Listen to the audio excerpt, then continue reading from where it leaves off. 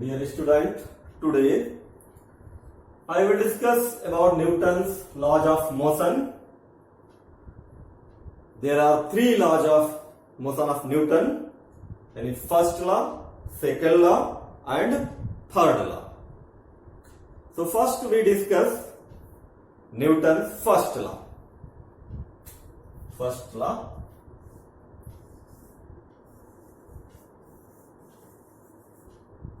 Newton's first law.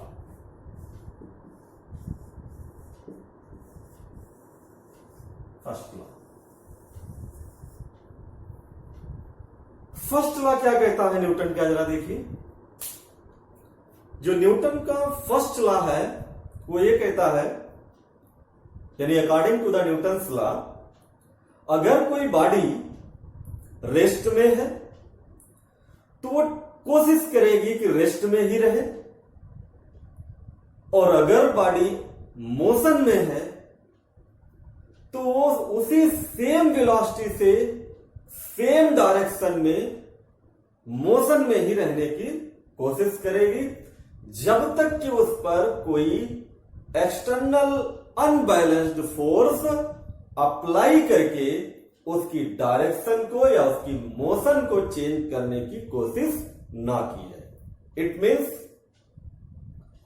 An object at rest tends to stay at rest, and if in motion, then stay in motion with same velocity and same direction unless it is compelled by some external unbalanced force to change that state. Okay, यानी आपको मेरे हिसाब से जो law है आपका first वो समझ में आ गया होगा। जैसे जो हम ये अकॉर्डिंग टू न्यूटन्स लॉ ये कह रहा है, ये मान लेते हैं कोई बॉडी है, m मास की बॉडी है और इसकी वेलोसिटी 0 है या स्पीड 0 है, यानी इसका मतलब ये हुआ कि ये रेस्ट में है, ये रेस्ट में है बॉडी। और दूसरी कोई बॉडी हम क्या कर ले लेते हैं, ये आपकी जो बॉडी है ये भी m मास की कोई दूसरी सेकंड बॉडी ले लेते हैं, इसका m1 मास ले लेते हैं, इसका m2 मास, और ये v वेलोसिटी से मूव कर रही है, मोशन में है। तो अगर ये रेस्ट में है तो ये रेस्ट में ही रहेगी जब तक कि उस पर कोई एक्सटर्नल अनबैलेंस्ड फोर्स न लगाया जाए। अनबैलेंस्ड का मतलब ये है, फॉर एग्जांपल अगर आप इधर से F equal to newton 20 newton force apply कर दीजिए तो ये बॉडी मोशन में आ जाएगी, यानी फोर्स अप्लाई नहीं करेगा। और इधर से भी अगर आप 20 न्यूटन फोर्स अप्लाई कर दीजिए तो ये तो बैलेंस्ड फोर्स हुआ, और बैलेंस्ड फोर्स अगर किसी बॉडी में लगाएंगे तो बॉडी रेस्ट में है तो रेस्ट में ही रहेगी, क्योंकि दोनों साइड से फोर्स लग रहा है उतना ही। इसीलिए न्यूटन ने कहा कि जब तक कि आप अनबैलेंस्ड फोर्स नहीं लगाएंगे, अनबैलेंस्ड का मतलब अनइक्वल फोर्स नहीं लगाएंगे, यानी आप इधर से 30 न्यूटन फोर्स अप्लाई कर दीजिए अगर, और इधर से 20 न्यूटन फोर्स अप्लाई कर दीजिए, तो बॉडी का जो मोशन होगा इस डायरेक्शन में होगा, यानी बॉडी मूव करना स्टार्ट करेगी।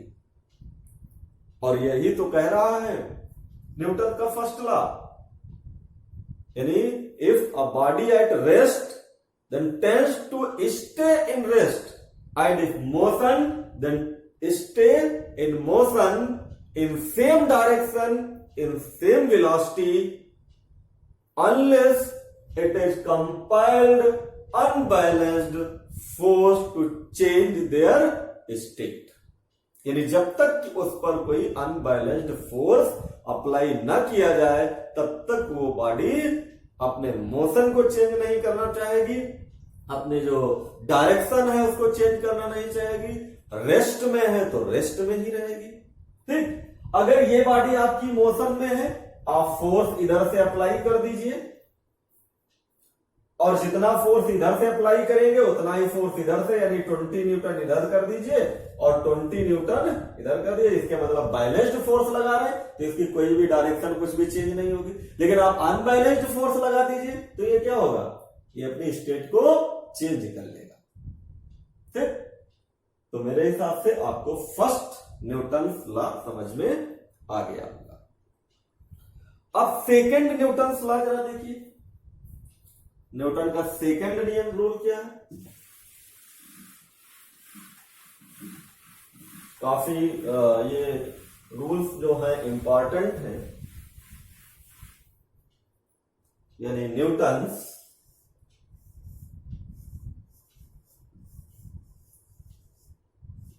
सेकंड लॉ,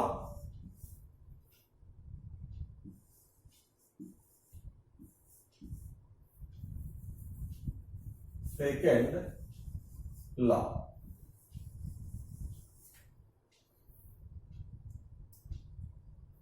यानी न्यूटन का सेकेंड लॉ क्या कहता है जरा देखिए। इसको आप दो तरीके से डिफाइन कर सकते हैं। एक, the product of mass and acceleration is equal to the applied force, यानी F is equal to m into a. आप ये कह सकते हैं सेकेंड लॉ को, यानी the product of mass and acceleration is equal to the applied force called the Newton's second law. इसको दूसरे तरीके से भी आप डिफाइन कर सकते हैं। This law states that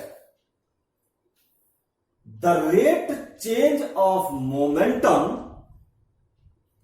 is directly proportional to the applied force। यानी अगर कोई फोर्स अप्लाई कर रहे हैं तो जो मोमेंटम चेंज होगा वो डायरेक्टली प्रोपोर्शनल किसके होगा, अप्लाइड फोर्स के। और मोमेंटम हमने पिछले लेक्चर वीडियो में आपसे डिस्कस कर चुके हैं। क्या होता है, the product of mass and velocity is called the linear momentum. तो ये जो न्यूटन सेकेंड लॉ को हम डिफाइन क्या कर रहे हैं, the rate of change of momentum is directly proportional to the applied force. ठीक, and this change takes place in the direction of the applied force, यानी F is directly proportional to dp upon dt। यही तो हम कह रहे हैं, the rate change of momentum is directly proportional to the applied force, and this change takes place in the direction applied force। ठीक, अब जरा देखिए, अगर आप इस प्रोपोर्शनल को हटा दीजिए, रिमूव कर दीजिए, तो क्या आएगा, F is equal to K dP upon dt। और K क्या है आपका, प्रोपोर्शनलिटी कांस्टेंट है, और ये P क्या है आपका, मोमेंटम है, और क्योंकि ये वेक्टर क्वांटिटी होती है तो ये वेक्टर लगा दीजिए।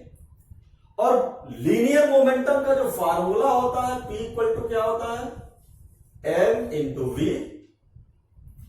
ये m इंटू वी यहां पे पुट कर दीजिए। जब आप वैल्यू पुट करेंगे, और यहां पर भी आप वेक्टर साइन लगा सकते हैं वेलोसिटी और लीनियर मोमेंटम में। ये वैल्यू जरा यहां पे पुट करिए, तो P इक्वल टू क्या आ जाएगा, K D m v upon dt। अब मास जो आपका है वो तो कांस्टेंट है, वो तो चेंज हो नहीं सकता, चेंज क्या होगा, वेलोसिटी चेंज होती। तो मास जब कांस्टेंट है तो इधर लिख लीजिए जरा, यानी F is equal to m के dv अपॉन dt। और ये आपका पोर्शन क्या दिख रहा है, the rate change of velocity with respect to time is called the acceleration. यानी ये वेलोसिटी चेंज को हम लोग क्या कहते हैं, acceleration, denoted by small a। Put कर दीजिए, so F is equal to m a, और ये k कांस्टेंट, ये भी k रख दीजिए। और k आपका क्या है, वो प्रोपोर्शनलिटी कांस्टेंट है, तो आप क्या पुट कर देंगे यहां पे, k इक्वल टू 1 पुट कर दीजिए। So F is equal to क्या आ गया, m इंटू a। और यही सेकेंड न्यूटन्स लॉ है, the product of mass and acceleration is equal to the applied force. ठीक, तो मेरे हिसाब से न्यूटन्स का सेकेंड लॉ भी आपको समझ में आ गया होगा। अब जरा देखिए, सभी जो लोग भी लेक्चर वीडियो हमारी देख रहे हैं वो फोर्स का यूनिट तो जानते ही क्या होता है। अगर हम इस फार्मूले से निकालें तो ये क्या आ जाएगा, केजी। मास का जो यूनिट है वो क्या है, केजी, और एक्सीलरेशन का यूनिट है वो मीटर पर सेकंड स्क्वायर। और फंडामेंटल यूनिट फोर्स का आपका क्या है, न्यूटन। जो न्यूटन साइंटिस्ट हमारे हैं वही, उन्हीं के नाम पे न्यूटन आपका क्या है, आपका यूनिट।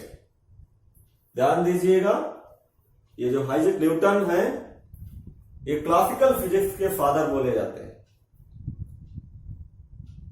फिजिक्स के दो फादर हैं, क्लासिकल फिजिक्स के ये न्यूटन है, और मॉडर्न फिजिक्स के अल्बर्ट आइंस्टीन। तो ध्यान रखिएगा, फिजिक्स के दो फादर हैं। और अब यहां पे देखिए ना, ये न्यूटन है। अब अगर आपको डिफाइन करने के लिए दे दिया जाए, define 1 Newton, what is the 1 Newton, 1 Newton को डिफाइन कर दिया जाए, डिफाइन 1 न्यूटन। अगर कहा जाए आपसे डिफाइन करिए 1 न्यूटन, तो कैसे डिफाइन करेंगे जरा देखिए।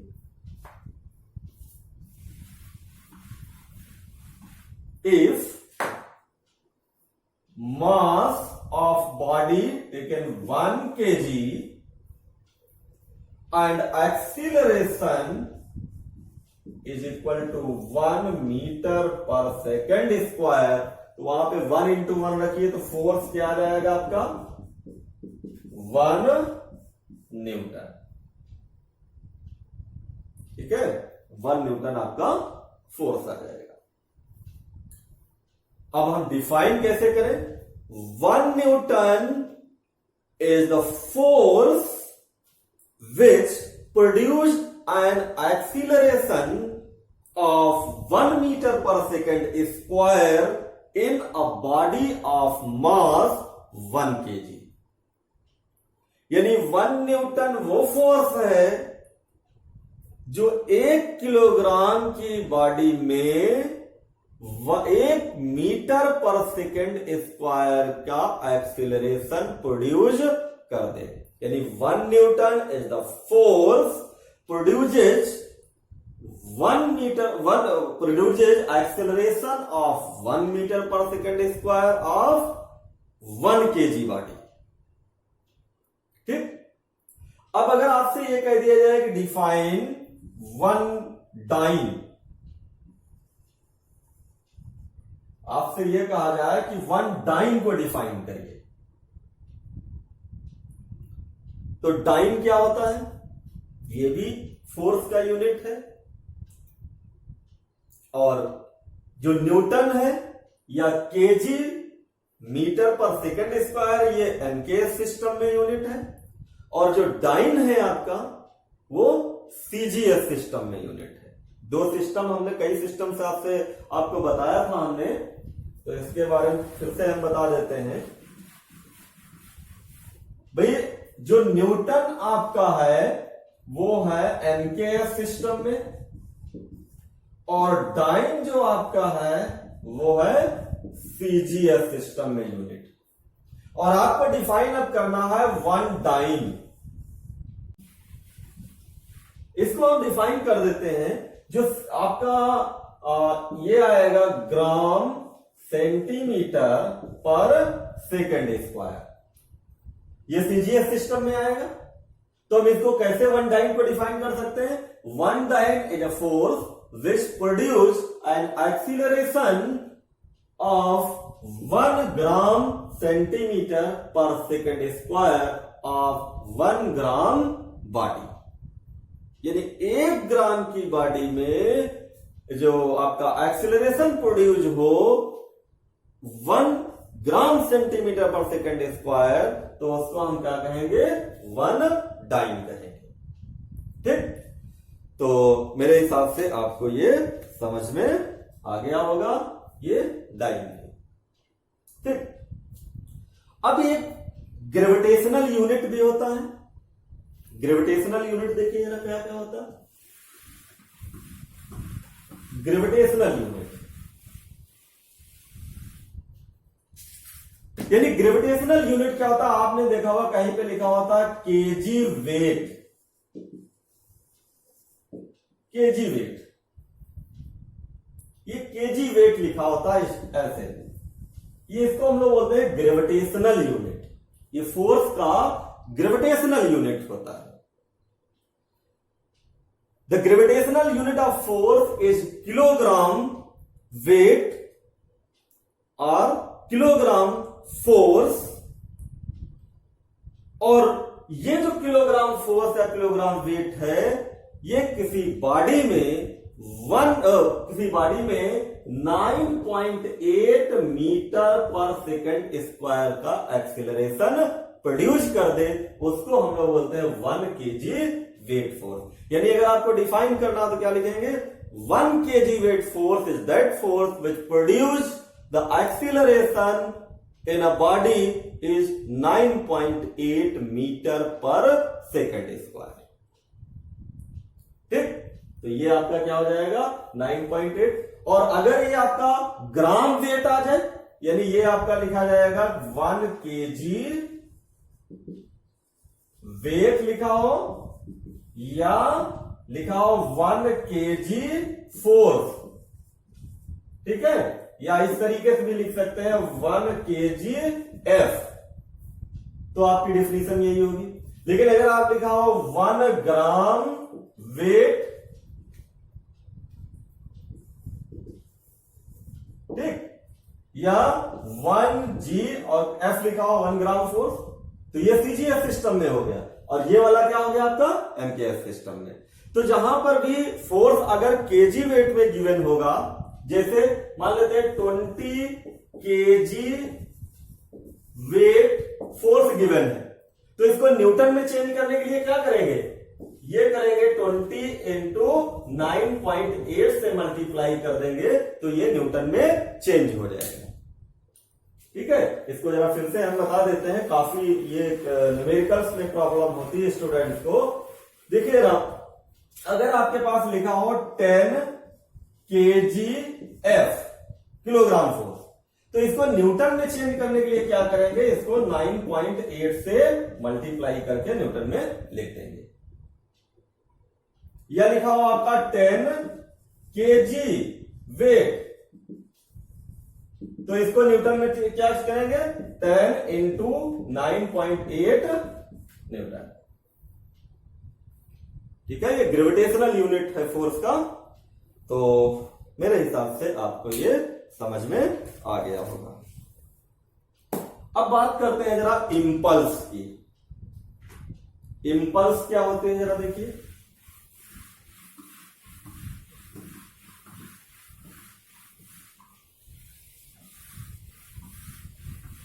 इंपल्स,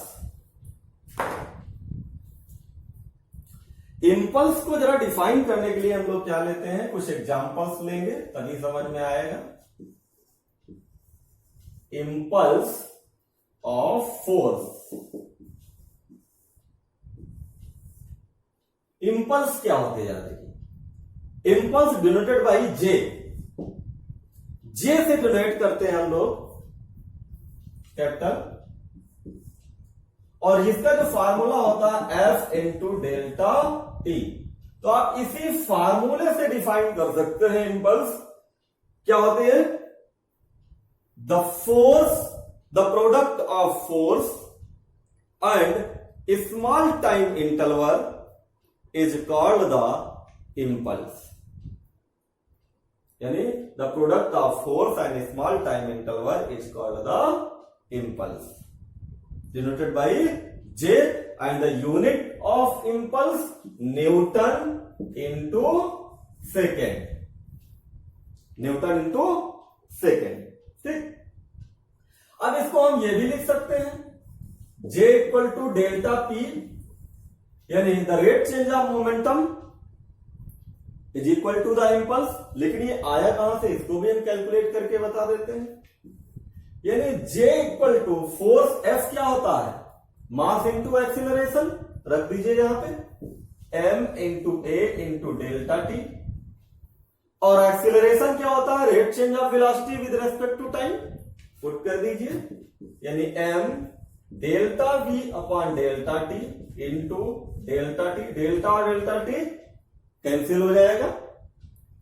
तो ये आपका क्या है, चेंज इन वेलोसिटी, यानी m to v minus u लिख सकते हैं इसको। तो ये क्या आ जाएगा आपका m of v minus m of u, यानी ये फाइनल मोमेंटम और ये लीनियर मोमेंटम माइनस p1। तो j equal to delta p, ये तो आ गया डेल्टा p। अब इसके एग्जाम्पल कौन कौन से होते हैं, जो हमारी इंपल्स है, जो सबसे पॉपुलर एग्जांपल है वो है क्रिकेटर। क्रिकेट की बॉल जब क्रिकेटर कैच करता है तो देखा होगा इस तरीके से हैंड को नीचे करता है, जैसे ही बॉल आती है हैंड को ऐसे नीचे करता है कैच करने के लिए। क्यों, ऐसे क्यों नहीं करता, वो इसलिए नहीं करता है क्योंकि वो टाइम इंटरवल इंक्रीज करना चाह रहा है। अब यहां से देखिएगा, अगर आप फोर्स निकालें यहां से, फोर्स इक्वल टू क्या हो जाएगा, J अपॉन डेल्टा टी। ये जितना ज्यादा डेल्टा टी टाइम इंटरवल होगा, यानी टाइम जितना ज्यादा बढ़ जाएगा टाइम जो है, उतना ही फोर्स क्या होगा, डिक्रीज हो जाएगा। और ये जब टाइम इंटरवल क्रिकेटर इंक्रीज कर रहा है, इससे क्या होगा, उसका हैंड जो है इंजर्ड होने से बच जाएगा, क्योंकि उसके हैंड में जो बॉल आएगी उसके थ्रू जो फोर्स लगेगा वो कम लगेगा जितना ज्यादा वो टाइम इंटरवल इंक्रीज कर लेगा। ठीक, तो वहां पर ये इंपल्स यूज होती है। ठीक है, तो ये हो गया आपका। इसके बाद आता है न्यूटन थर्ड लॉ। देखिए Newton third law,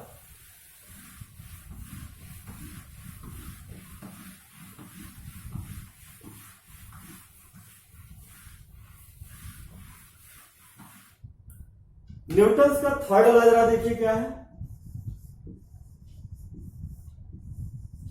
Newton third law,